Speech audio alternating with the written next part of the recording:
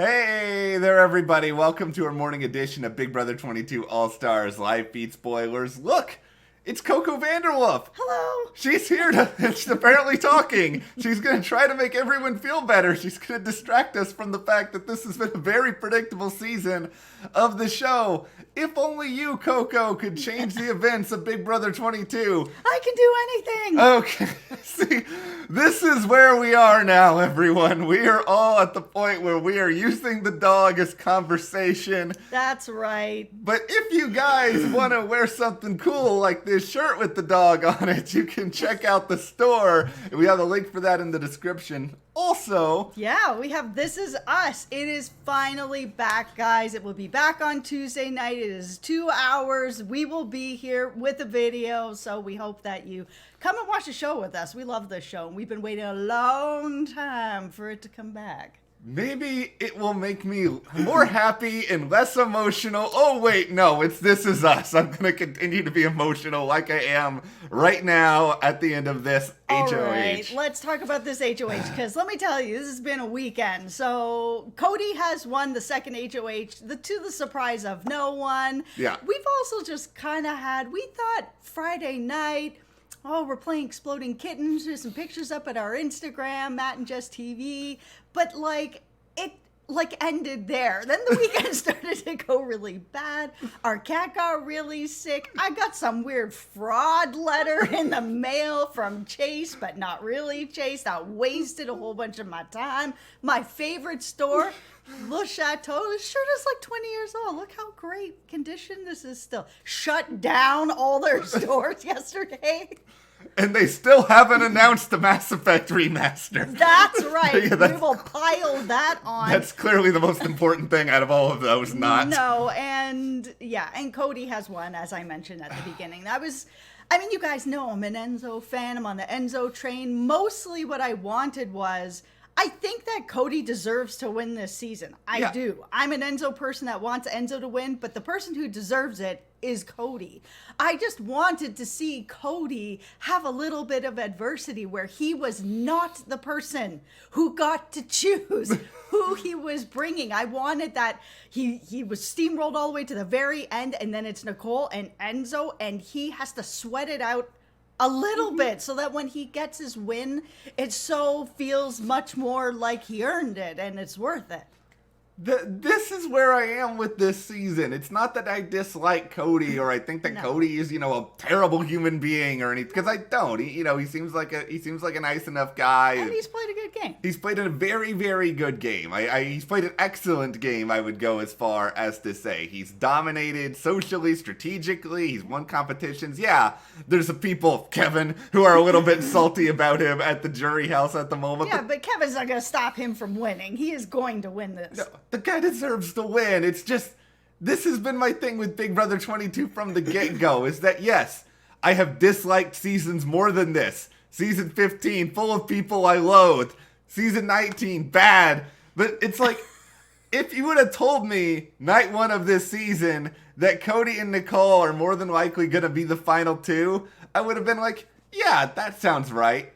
I don't want to know what's going to happen on day one. That's like tuning in for the start of a series and being able to be like, okay, this person's going to die. This person's going to get like some weird superpowers. This person's going to have 5 love interests over the course of the series. I don't want to know everything in advance. It's true. When you looked at this cast, it felt like, these two were probably going to either get close to the end or get to the end.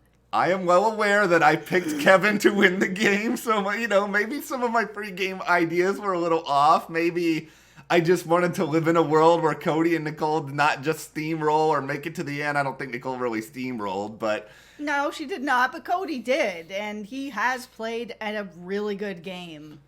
Let's get to this from the Enzo point of view, because, okay... Here comes the salt, guys. Enzo is... I will say this. This is my only source of entertainment at this point, so I gotta take what I can get. Listening to Enzo just be so cranky after all of this, it's like, yeah, I don't have that much sympathy for him because he could have won it, but it is kind of funny listening to him just like, oh, I got so mad, I lost it, I finally lost it, I'm not I'm not doing your podcast insert. I don't even know who he's talking about. I guess Nicole. I don't know. Maybe he's talking about us. And, we've been asking for the tea kettle all season. I don't know. Yeah, Enzo, he doesn't want your podcast, anyone. No, he's going on nobody's podcast. Yeah, he just wants to sit at home, hang out with his kids. I think at one point he was even talking to us. It's like, you guys just take each other, yo. I don't care. Yeah, and Cody and Nicole have reiterated that they are taking each other. Now, that doesn't mean that they are, but they have confirmed to each other that, yes, they are still taking each other. Like, I think the thing to remember with Enzo is I don't think Enzo, he's not really, I don't think waving a white flag or anything, but he's just sort of doing that thing where you fight really hard trying to win some sort of competition, and then when it doesn't work out, you just spend all your time huffing and puffing, and Enzo even admitted, I am being a bad sport right now, which, you know what, Enzo? At least you are. That's okay. I understand. Yeah. This would then be the second time that you have placed third, and that has to be super frustrating, especially with the amount of time that you put into Cody. Like, it's a lot. And also, you saved Nicole from going home. So I'm sure in some ways Enzo feels like she owes him one, because she does. I feel, this is the one thing Enzo, he needs to be prepared for, and I don't think he quite is. Like, I think he's so worried about everyone giving him a hard time for finishing third again, and yeah, those people will be out there, but I have seen, I'm about to sound like an old man here, I have seen the Twitter over the past 12 hours or so, and I will tell you, like, 90% of the comments that I've seen, Enzo, have not been about you placing third. It has been more about, oh, if only there was a way that Cody and Nicole could have been split up. Like, people, we have already said that we don't think that that was really a bad move for Enzo at the time, him voting to keep Nicole. I still feel that way. I do. There's no guarantee that he even would have made it to third. There were still so many people left. He set himself up for 2 more weeks, having these targets on Christmas and Tyler, and then Nicole owes him a favor. So I still think that at the time it was a good move, and that there was going to be enough time for him to split them up. It just didn't fall the way he needed it to. Yeah, this is the thing. It's easy to play armchair quarterback, I think, on a lot of this sort of stuff. And yes, I have had maybe 1 or 2 or about 80 moments over the past, like, however long since this veto ended late last night, where I was just been like, Enzo, you should have done it. You should have. But then I think about it. It's like, you know what? We don't know if he would be here, like you said. No, I don't know that he'd be here. If Tyler was still in the game, I mean, he may not have still been there anymore, because people knew that he was kind of working closely with Cody, and if they didn't want to take a shot at Cody, they were going to take a shot at Enzo. Like, there's so many different weird things that could have happened had things gone a little bit differently. Because, yeah, you get rid of Nicole, you keep David. David is the ultimate wild card, everyone. Do you really want to deal with David in the house moving forward? David would have been a problem for everybody. Nobody knows where he's really going to land on anything. Enzo's biggest mistake is just that he did not win when he needed to win. Like, he didn't need to cut Nicole, but he needed to win. He needed to win. Yeah, he needed to win that Final Four veto, or he needed to at least set himself, or he needed to not win that HoH and win the Final Four veto. No, I meant he needed to win Oh, now. yeah, I was trying. He needed to win this HoH. Like, it didn't matter if they were brought to the end, because I think that Enzo could have beat Nicole. But I think that Cody is probably going to take Nicole. I really don't know. I think there's a really good chance at it, though. And one of Enzo's other rants and kind of goings on right now is that he's very much in this camp of, I could have never beat Cody in this, it is what it is. Because apparently it was one of these, like, things that was kind of athletic, kind of memory based. But you know what, Enzo? You make the most of what you got. He's also lamented the fact, I'm older than these people. If I was a young kid, I could beat all of these people. It's like, oh my God, I think Enzo is like my age or younger than me. What are you talking about, Enzo? Listen, I was on your side, but now we have to have a talk. Yeah, Enzo is acting as though he's like Clint Eastwood right now. Enzo, you're really not that old. I understand. Here's your biggest problem. Cody is like a semi-professional soccer player. I really don't know if you would have beaten him even if you were younger. Yeah, that is part of the problem. I mean, he just is going up against someone who's athletic.